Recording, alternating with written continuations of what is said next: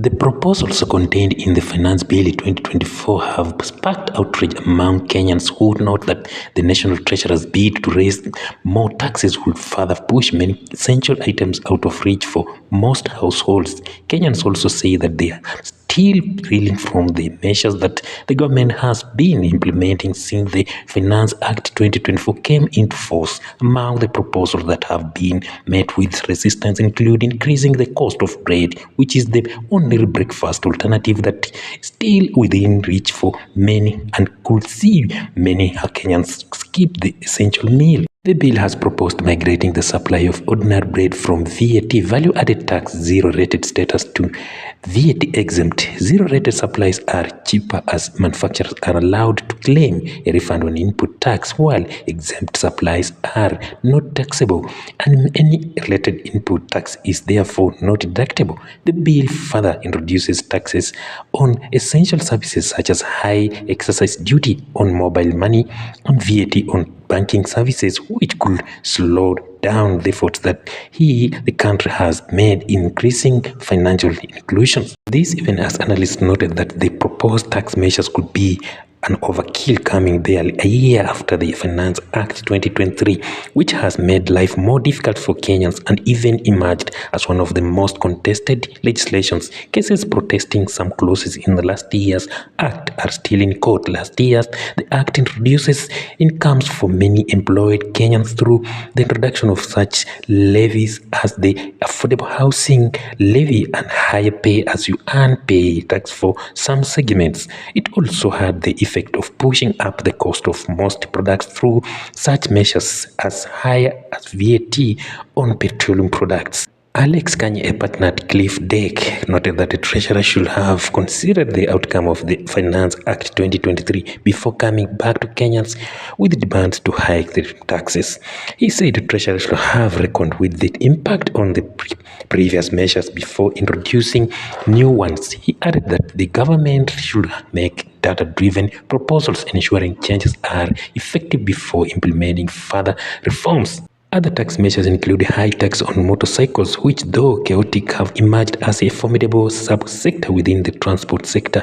The finance bill has also hit motor vehicle owners who will now pay a new tax of 2.5% of the value of their cars. This is expected to hit all motorists hard, but it will specifically increase the tax burden for players in the transport industry, both matatu operators and transporters of goods, with the costs passed on to the users of their services. The transport industry is still adjusting to the advanced tax that was implemented last year. The bill proposes to introduce VAT on financial services such as issuance of debit and credit cards, telegraphic money transfer services, foreign exchange transactions, assignment of debit for consideration, and check handling, processing, clearance and settlement.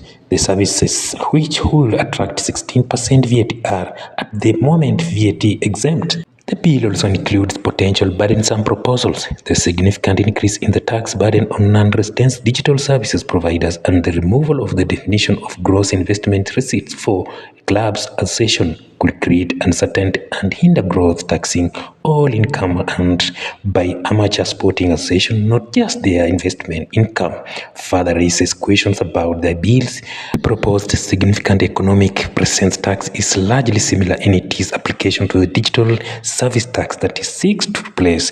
The key difference is that the tax burden for non-resident under the significant economic presence tax will be significantly higher at the rate of 6% of the gross revenue, as opposed to the current digital services tax that currently applies at the rate of 1.5% of the gross revenue. KRA was expected to collect 2.45 trillion Kenya shillings in ordinary revenues in the year to June, but it is unlikely to meet the targets. On the other hand, Azimio has urged members of parliament to reject the Finance Bill 2024, which is up for discussion, citing draconian taxation measures that will escalate the cost of living and plunge Kenyans into poverty. This appeal follows President William Ruto's announcement of his administration's intention to increase taxes from the current 14% to 22%. Wiper leader Kalonzo Musyoka, addressing the Azimio la Umoja parliamentary group in Nairobi, declared that Kenyans are prepared to protest protest if the government ignores their objections to oppressive tax measures. Kalonzo criticized the Kenya Kwanza administration's voracious tax appetite, evident in the Finance Bill 2024, which spans from bread to M-Pesa transactions and vehicle tax as display of carelessness and inhumanity. Kalonzo issued a rallying cry to the Azimio fraternity and all Kenyans of goodwill, asserting their readiness to exercise their constitutional right under Article 37 to assemble,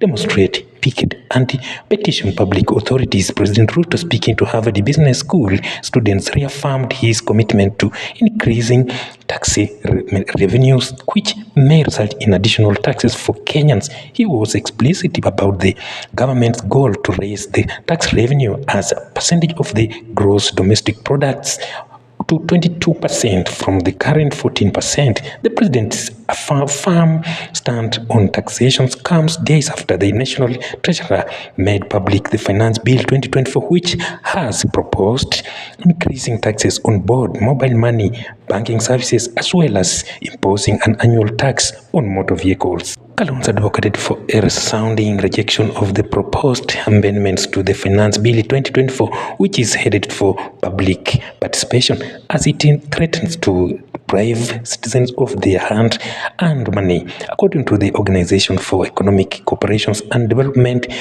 OECD, Africa's average tax or GDP ratio was 15.6% in 2021, which Kenya falling below this average. Only a few countries exceed 20%, which South Africa, Morocco, Seychelles at 27%, and Tunisia at the highest with 32.5%, 1.7 billion domestic and foreign leaders in the next financial year, representing 2.9% of GDP, significant reduction from the previously projected budget deficit. This is Sema na David Chams. If you're watching for the very first time, give a video like, go down comment section, let me know your views about the current 2024 financial bill. It's all heated exchange everywhere.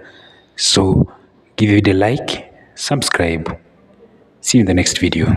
Bye. Hello, my name is David Chams from DAVYCHAMSMEDIA. Welcome for this story.